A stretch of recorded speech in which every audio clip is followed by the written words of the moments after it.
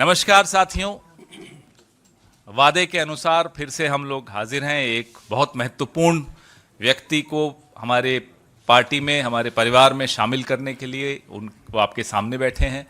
मेरे साथ चिर परिचित हमारे बहुत पॉपुलर अध्यक्ष अखिलेश जी और हमारे सबके जो आशीर्वाद देते रहते हैं मोहन प्रकाश जी, हमारे दो विधायक साथी आनंद जी, संतोष जी औरंगाबाद से, और ये हमारे अजय निषाद जी, जिनका हम आज आपके सामने स्वागत करते हैं। जिनका जन्म ही 2 अक्टूबर को हुआ हो, वो भाजपा में क्या कर रहे थे अब तक हमें ये नहीं समझ में आया। तो आपका हम स्वागत करेंगे औपचारिक रूप से, लेकिन उससे पहले मैं अखिलेश जी से निवेदन करूंगा कि अजय निषाद जी के विषय में, वहां के राजनीतिक परिप्रेक्ष्य के विषय में आपसे 2 शब्द कहें। मित्रों, आप सभी को मालूम है मुजफ्फरपुर से इनके पिताजी 4 बार कैप्टन जयनारायण निषाद साहब हम लोगों के भी नेता थे, और ईबीसी की आज बात जो शुरू हुई है तो इनके पिताजी से शुरू हुआ था। बिहार के राजनीति में जो रिलेवेंस हुआ ईबीसी का, वो उनकी वजह से हुआ, और लगातार 4 बार के बाद ये 2014 का चुनाव जीते, 2019 का चुनाव जीते। उसके बाद अच्छा कहा आपने कि ये भाजपा में क्यों थे। इनके पिताजी लगातार भाजपा के वसूलों के खिलाफ उन्होंने काम किया, और ये भी थे जरूर वहाँ, लेकिन घुटन में ही रहते थे।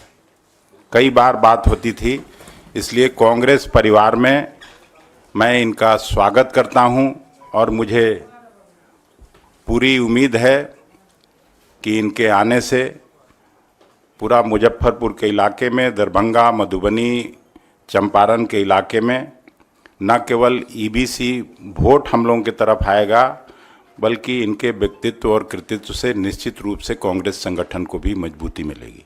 धन्यवाद। एक sitting MP Bharatiya Janata party के पार्टी ज्वाइन करें कांग्रेस पार्टी, आप समझ लीजिए हवा किधर चल रही है। इससे ज्यादा बोलना उचित नहीं है। मोहन प्रकाश जी, मैं आपसे आग्रह करूंगा। नहीं, आपको बोलना चाहिए। आपका दोस्ती रहा है कैप्टन निषाद साहब से। मित्रों, सबको तो नमस्कार हो गया है ना? हो गया, क्योंकि पिछली बार किसी ने शिकायत की थी, तो नमस्कार आप सब लोगों को। मित्रों, अब जैसा हमारे प्रदेश अध्यक्ष अखिलेश जी ने आपको बताया कि इनके पिताजी 4 बार और 2 बार ये संसद सदस्य रहे हैं। सिर्फ इतना नहीं, समाजवादी आंदोलन के और दलित, शोषित, पीड़ित और अति पिछड़ों के आवाज़ उठाने वाले वो रहे हैं, और ये भी उन्हीं के नक्शे कदम पर अति पिछड़ों की आवाज़ को हमेशा बुलंद करते रहे हैं। और बिहार की राजनीति में इनका और इनके परिवार का एक महत्वपूर्ण स्थान रहा है। ये वैसे ईबीसी में मल्लाह समाज से आते हैं, लेकिन ये सभी अति पिछड़ों की आवाज़ बिहार में है। मैं अजय जी का, जो आज कांग्रेस परिवार में सम्मिलित होने का जो इन्होंने निर्णय किया, वो भी बिना शर्त, तो पूरे कांग्रेस परिवार की तरफ से मैं इनका स्वागत करता हूं, और मुझे उम्मीद है कि इनके आने से जो श्री राहुल गांधी जी का इस देश के शोषित, पीड़ित और जो अति पिछड़ों की और पिछड़ों की जो लड़ाई है, वो और मजबूत होगी। और मैं इन्हीं शब्दों के साथ अजय जी का स्वागत करता हूं, और अजय जी को बोलना है, अजय जी को, लेकिन पहले इनको हम औपचारिक रूप से अच्छा पहले शामिल कराएं, ऐसे थोड़ी बोलने देंगे।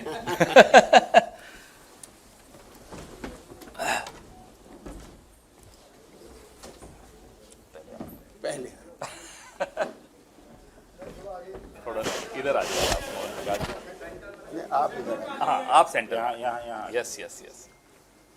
आपका स्वागत है कांग्रेस। अरे नहीं नहीं नहीं, ऐसा नहीं, ऐसा नहीं, ऐसा नहीं। आइए, चलो कांग्रेस परिवार में स्वागत। स्वागत है। Thank you. रुकिए, अभी और है, अभी और आइए ले लो। ले लो तुम लोग। एक जावेद जी को, जावेद जावेद जी सीईसी के मेंबर हैं। महत्वपूर्ण आदमी। तुम लाइए। सर आशीर्वाद देंगे सर, आप हमारी खुशी के साथ रहेंगे। हाँ आनंद शंकर बहुत बहुत स्वागत है। अरे बीच में आवत नहीं दिखाया जाए, ये आइए, ये हाँ, खड़े होना है। आ जाओ आनंद। हो गया। Thank you. आइए। हाँ, आपका स्वागत है। अब आप अपने विचार सबके सामने रखें।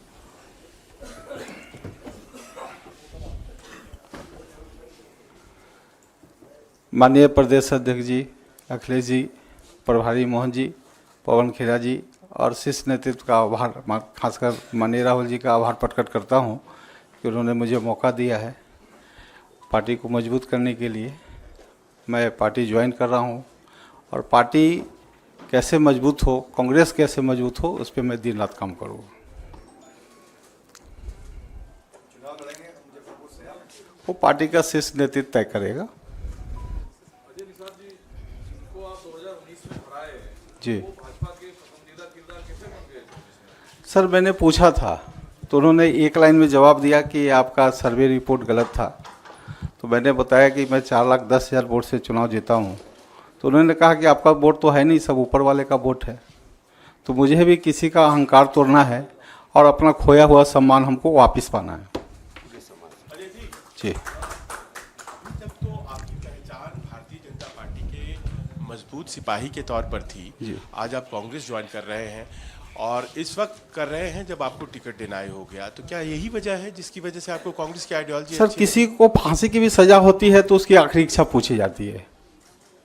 सर, मेरा आप टिकट काट रहे हैं, आपने मुझे एक बार पूछा भी नहीं, सीधा सीधा मैंने अखबार टीवी में देखा कि मेरा टिकट कट गया, तो कहीं से निश्चित नहीं है सर। अजय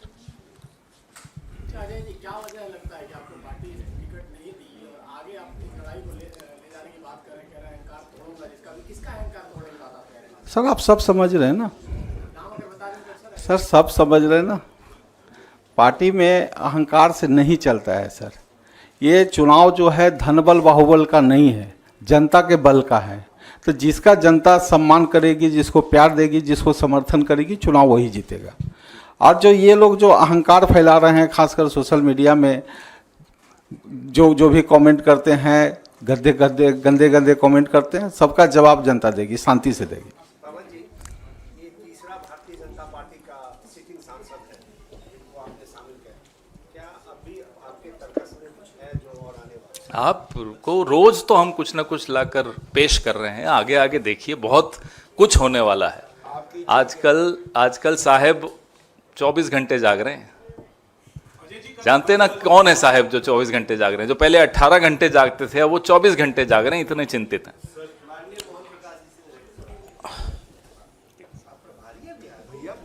कहाँ मना कर रहे हैं?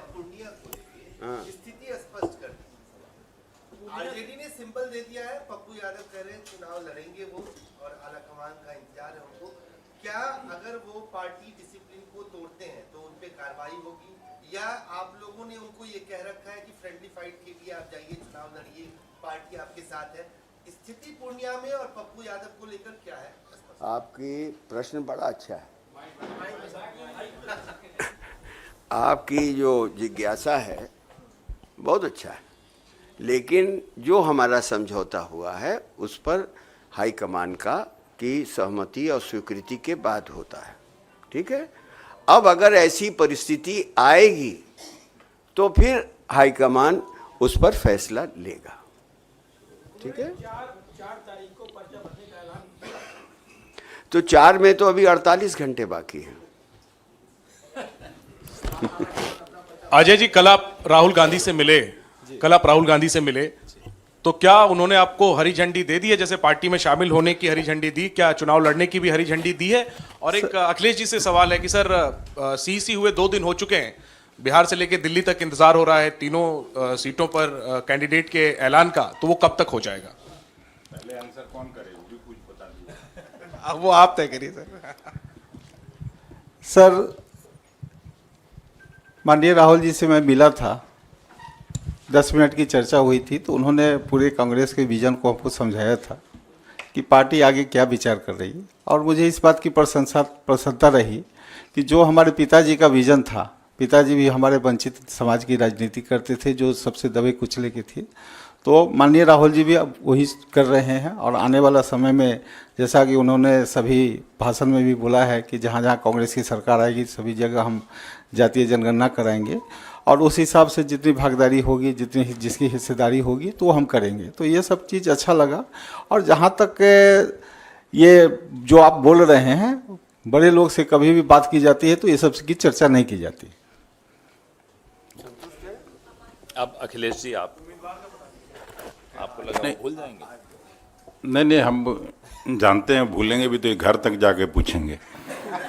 तो नहीं, सीईसी हो गया है और आपको मालूम है 4 तारीख अंतिम डेट है, आज 2 तारीख हो गया है, तो हो जाएगा। आपकी जिज्ञासा आज खत्म होनी चाहिए।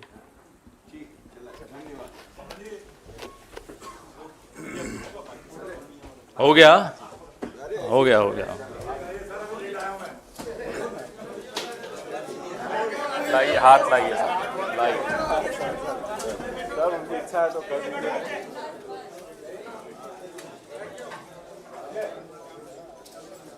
धन्यवाद।